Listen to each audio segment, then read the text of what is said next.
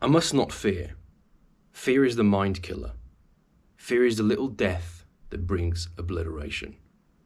I will face my fear, and I will permit it to pass over and through me. And when it has gone past, I will return the inner eye to see its path. Where the fear has gone, there will be nothing. Only I will remain. These are the words of Lady Jessica Altreid's in the movie Dune. And they're so powerful, I just got goosebumps now that I was reading it. And fear is actually extremely common in a lot of popular movies. In fact, one that all of you should have watched by now, if you haven't, is Star Wars Episode 1, The Phantom Menace. And there's a beautiful scene where Anakin Skywalker, as a young kid, enters the Council of Jedi for the first time. And he's prompted by a discussion between Mace Windu and Master Yoda in regards to, this energy that he feels, because Yoda can sense it in him. Yoda can sense that there's something in Anakin, there's a certain fear, there's something stewing in there. And Anakin confirms that he's constantly thinking of his mother. And then Yoda says these famous words. He says, "Fear is the path to the dark side. Fear leads to anger leads to hate, and hate leads to suffering." And in a way, Yoda foreshadows what's going to happen to Anakin, because that's exactly the process he goes through. He's afraid of losing his mother.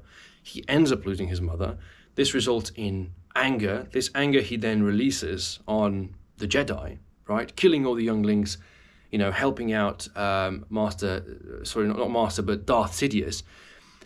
And as a process, he starts to hate the Jedi. And that hate, then consequently leads to him getting defeated by Obi-Wan, Padme dying, him being, stuck in this Darth Vader suit with respiratory devices and agonizing pain for the rest of his life. And that's the suffering. And it's the same thing in life. So many people follow the same process. And, there's a huge community of men nowadays, which they go by the name of MGTOW, right? Or men going their own way. And these are men that have given up on dating. These are men that have given up on the idea of finding love. These are the men that have sort of just failed to understand the gaming world by the rules by which men and women interact. And they're miserable in their own sense. Now, you could equate men going their own way with this known phenomena of monk mode, which is where you disappear from social media and you don't date anybody, you don't see anybody, you just focus on you and your business, and it's just working out, eating healthy business. That's what monk mode is, right? Just head down, read books, work out, disappear from the existence, from the globe, from the surface of the world, and then re-immerse yourself when you're a different person. It's almost like taking your car into the paint shop in GTA, right? You just disappear off a bit and woof, different car, nobody knows me. And it's not wrong. I don't want to say that going monk mode is bad, or that temporarily maybe giving a try to the MGTOW community is bad, but in essence, a lot of it stems from hatred towards women. And this is where the bickering comes in of misogyny and all this. And why does that happen? Why does a person go and say, I don't want to date anybody anymore, right? They start equating all women as sort of troublemakers, they're all useless, they're all hoes, and they start hating on them. And I think as a result of fear, I think they're entering the second state, right?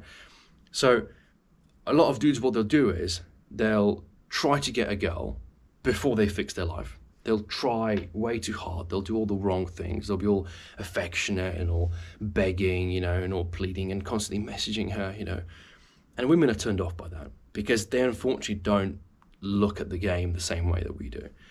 And then these men, they get angry, right? I mean, it makes sense. You do everything you're told to do by social media. You do everything you're told to do by your friends, your average friends. You do everything that you're told to do by, movies, by society. Everything that you consume, that have consumed for the last, decade, 2 decades, however long you've lived. All that information is telling you to do certain things to try to succeed with women, and none of it works. So of course, you get angry. Now, you don't get angry at a Disney movie for misconstruing the reality, or you get angry at the woman. Because is the first thing that's there, right? I mean, it's she who turned you down. It's she who doesn't want to go on a date with you. It's she who's not responding to your messages.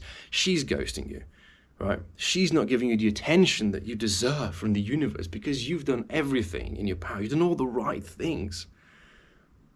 So you get angry. And you start to just dwell on that anger. And you're like, oh, this is, life sucks and women are horrible and everybody's... And that leads to hate. And a lot of men, they become hateful towards women, towards other men, and also towards progress. Because then you start seeing people that are actually succeeding and you're like, oh, they're all, dickheads and they're bad people. And then you start hating on the world. That anger leads to hate, and you start to just despise everything. And then suddenly you don't want to do anything anymore. You're no longer motivated to go business. You're no longer motivated to, to work on yourself. And you just sort of, I guess you do kind of become an incel. And if you choose to go down that path, if you choose to give in to the fear of rejection, the fear of the unknown, the fear of lies that you've been fed, if you go down the path of anger and you let it get big enough to develop to hate, and you don't urge yourself to fix, the suffering that you will bestow upon you is unfathomable. And the worst part is that a lot of these men, they're Star Wars fans. I bet you a lot of these men have watched all the trilogies. A lot of them may have even gone on Reddit and joked around on r/prequel memes using the exact same template of Yoda saying, fear leads to anger, anger leads to hate, hate leads to suffering. They've seen it. They've read it. They've engaged with that post. They've read the entirety, but they haven't internalized it. At no point were they looking at words on that piece of paper and thinking, wait a minute, this isn't just a movie. This isn't just a couple of lines that are, shown as subtitles. This isn't just part of the transcript. This is actually something I can internalize and use in everyday life. What you have to become is content aware. You have to be able to read between the lines. And sometimes you have to, when you're reading a book, you read a sentence and you just stop. Sometimes I'm watching a movie and I just pause and I'm like, whoa, that was deep. And you go back and you watch it again and you analyze it again and again and again. You do that 2 or 3 times, you start to internalize it. And then give it a try the next day, right? Or use it in your vocabulary or write it down somewhere. But whatever you do, take action. Be content aware, right? Have your arms wide open for this information. Accept it, sleep on it, think about it, dwell on it, disagree with it, but only then, when you're 100% certain that you've refuted it, can you release it back into the wild. Or better yet, throw it in the trash and be content aware again for the next thing. As opposed to being closed, as opposed to saying, this is crap, this is lies, this is useless, this is just entertainment, there's no value in it, it's just a movie or it's just a series or it's just a song. Look at it, but look at it at face value. Because I know what fear feels like, because I've been there. I've many times been in the fear realm, and a couple of times throughout my life, I have actually stepped into the anger. Hell, I think I might have even been at the hate. But whatever you do, do not go past that point. You do not want to feel the suffering. As much as you might think that Darth Vader is one of the greatest bad guys of all time, this majestic man in black armor with a red lightsaber, with his mask on, going,